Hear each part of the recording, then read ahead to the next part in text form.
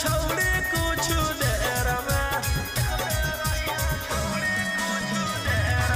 अरे काहे लागे हो आँखें पागल रोहिया, राजा रघु सनवा मार दे तो तोरा गोलिया।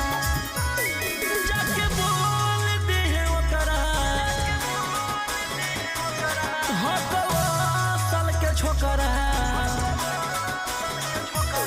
जाके बोल दे ओकरा हो तो साल के छोकरा। तो सामने से फरियाई तो गए